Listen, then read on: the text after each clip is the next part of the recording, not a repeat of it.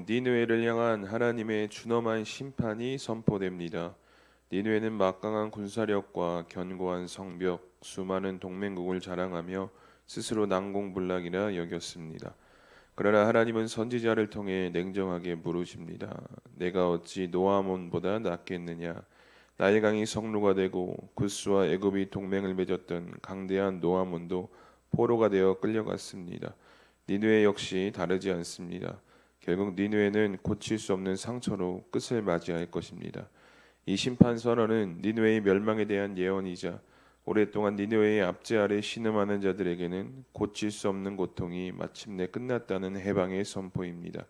하나님의 공의로운 심판은 강자의 위협을 끝내는 것인 동시에 약한 자를 향한 영원한 위로입니다. 아멘. 그 아래 묵상 질문도 함께 읽겠습니다. 지금 내가 하나님보다 더 의지하고 있는 나만의 성벽은 무엇인지 돌아봅시다. 아멘. 오늘 우리가 함께 읽었던 나훔 3장은 계속된 니느웨에 관한 멸망에 대한 선포가 기록되어져 있습니다. 특별히 3장에서는 이 니느웨가 얼마나 강한 요새였는지 또 왜 난공불락이라 불려졌는지를 볼 수 있게 되지만 그건 역시 하나님의 주권 아래 결국 무너지게 될 것을 하나님은 나훔을 통해 준엄하게 심판을 하십니다. 먼저 하나님께서는요, 이 니느웨의 어떤 죄악된 모습을 성경 속에서 낱낱이 고발하시는데요. 그들의 강포, 거짓, 음행, 마술 이런 걸 타락한 피의 성이었다라고 이야기를 합니다. 수많은 전쟁을 통해서 많은 피를 흘렸고 많은 자들을 압제했던 그런 모습이 결국 하나님께 심판의 대상이 되었다라는 거죠. 그래서 하나님께서는 이 난공불락이었던 니느웨를 향해서 8절에 보시면 아주 냉정하게 나훔을 통해서 질문을 던지는데요. 내가 어찌 노아몬보다 낫겠느냐라고 하나님께서 물으십니다. 이 니느웨 사람들은 자신들 스스로를 요새라고 여기며 절대 함락되지 않을 것이다라는 어떤 자신감이 있었습니다. 그런데 앞서 그 니느웨보다 난공불락이라고 불렸던 곳이 바로 이 노아몬이라는 곳인데 이 노아몬의 뜻이 아몬 신의 성읍이란 뜻으로 이제 이집트 애굽의 테베 지역을 가리킵니다. 이 당시 이 노아몬은 나일강 사이에 있어서 그 자체가 이제 나일강이 성루가 되고 또 여러 나라에서 지원도 받고 동맹국도 많으니까 쉽게 함락하기는 어려운 성읍으로 불렸다라는 거죠. 그런데 이 난공불락도 결국은 함락되게 됩니다. 이게 아수르에 의해서 이 노아몬이 함락이 됩니다. 그래서 이 거대한 도시였지만 역사적으로 볼 때 노아몬도 허무하게 무너져 내렸고 그곳에 살던 수많은 사람들이 포로로 끌려가게 되었다라고 하나님께서 니느웨를 향해 말씀하시면서 내가 어찌 노아몬보다 낫겠느냐? 네가 스스로 난공불락이라고 여기지만 결국 노아몬도 무너졌던 것처럼 너도 무너질 것이다라는 경고의 말씀을 주고 계십니다. 이 니느웨 역시 역사의 주관자 되시는 하나님 앞에서는 예외가 없다라는 것을 분명히 말씀하고 있는 것입니다. 그래서 하나님께서는 19절에 이 하나님의 심판을 통해서 니느웨 역시 고칠 수 없는 상처를 얻게 될 것이고 완전한 멸망의 길로 들었을 것을 경고를 하십니다. 그런데 이 니느웨의 멸망은 사실 이제 아이러니하게도 오랫동안 이 니느웨의 압제 가운데 있었던 그 공포에 시달렸던 자들에게는 이제 해방이 선포되어지는 위로의 메시지가 됩니다. 악인의 횡포가 영원할 것 같이 그 당시에는 그렇게 보이지만 결국 하나님께서 공의로운 심판의 손을 드시는 그 순간 그 폭력의 고리가 끊어지고 억눌린 자들이 위로를 받게 된다라는 것을 오늘 성경은 우리에게 말씀하고 있습니다. 즉 세상의 어떤 권력도 세상의 어떤 요새도 영원하지 않고 오직 하나님의 정의와 공의만이 마지막까지 영원히 남는다라는 것을 우리는 오늘 말씀을 통해서 고백하게 됩니다. 이 말씀은 결국 하나님만이 우리의 역사에 인류 역사의 주관자가 되시며 그 공의로 세상을 다스리신다라는 것을 고백하게 합니다. 그리고 하나님 앞에선 그 어떠한 난공불락이라고 불리는 세상의 성벽도 성도 결국 무너져 내릴 수밖에 없다라는 것이죠.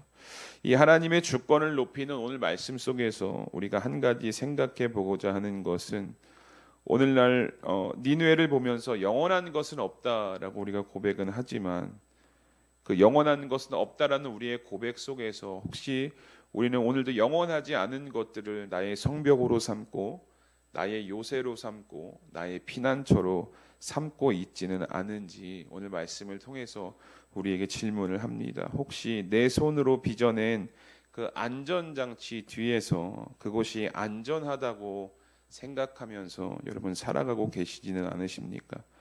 이 정도 물질이면 안전할 것 같고 이 정도 학벌과 인맥, 명예면 이 세상에서 실패하지 않을 거다라는 성벽을 스스로 세우고 계시지는 않으십니까? 그러면서 하나님의 자리에 세상의 성벽으로 겹겹이 세우고 살아가고 계시지는 않으십니까?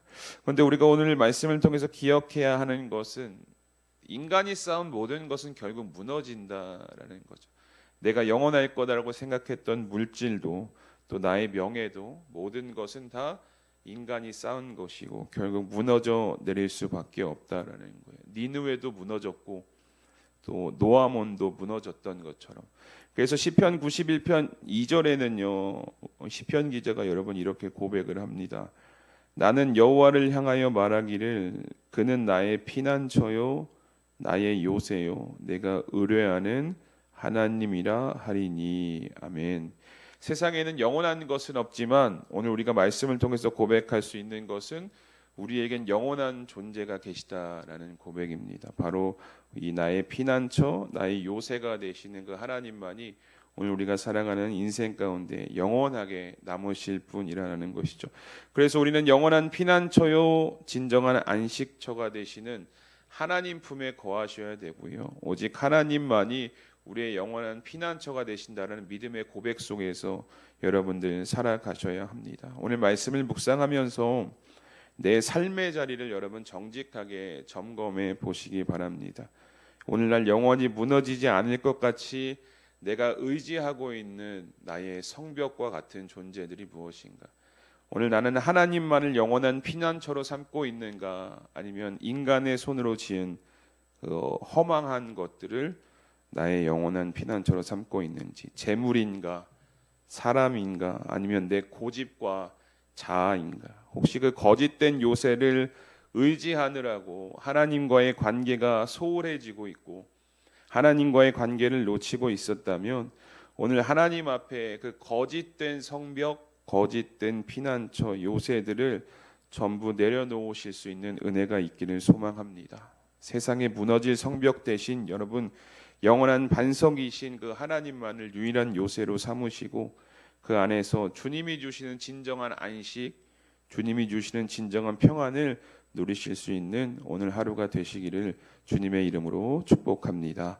우리 다시 한번 공동체 성경 읽기로 나움 3장을 함께 읽도록 하겠습니다.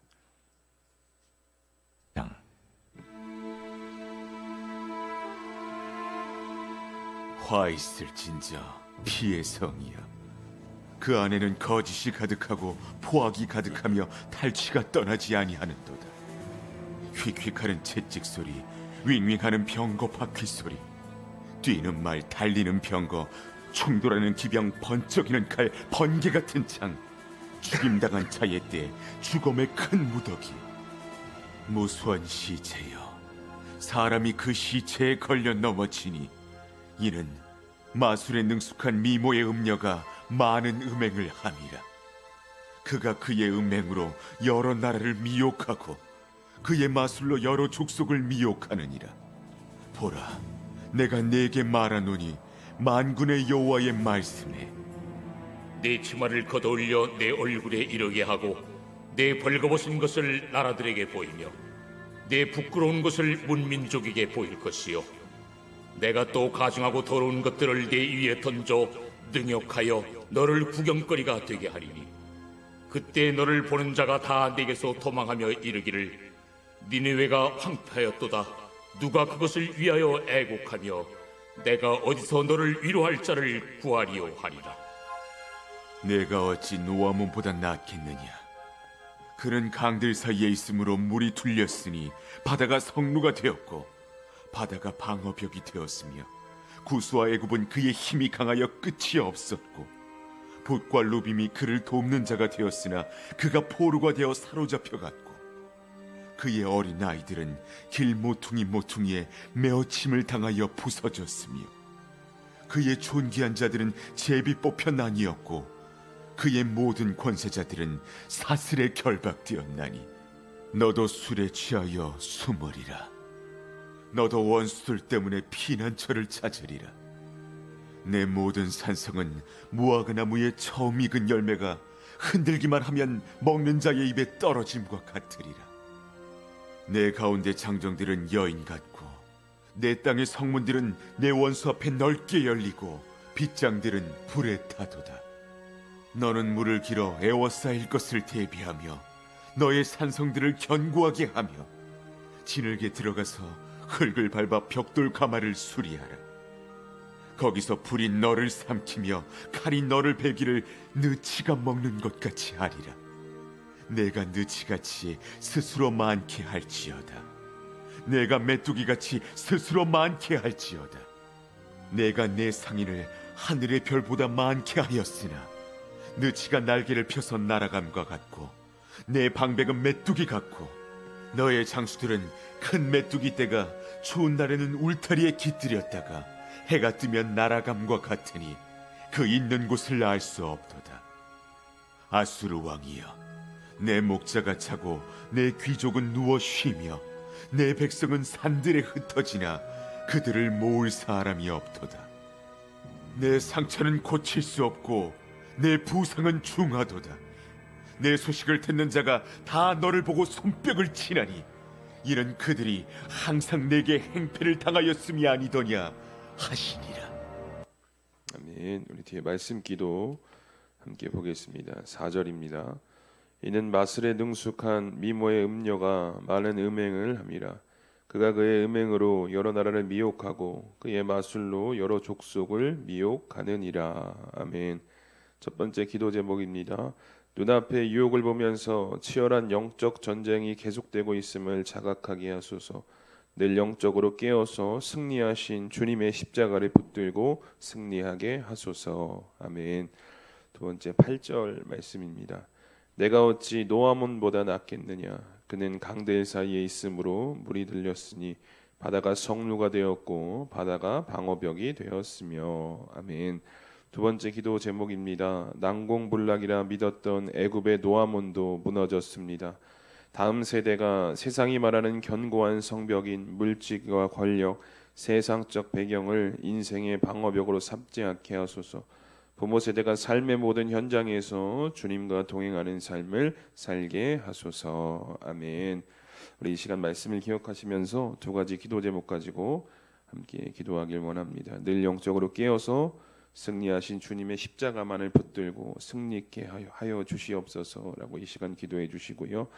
우리의 다음 세대가 세상에 영원하지 않을 것이 아니라 영원하신 주님만을 붙들게 하시고 먼저 그 모습을 우리 부모 세대가 삶으로 그들에게 나타낼 수 있도록 그 은혜를 허락하여 주시옵소서라고 우리 이 시간 두 가지 기도 제목 가지고 함께 기도하며 나아가도록 하겠습니다. 다 함께 기도합니다. 하나님 감사합니다. 오늘 우리를 기억하시고 예배의 자리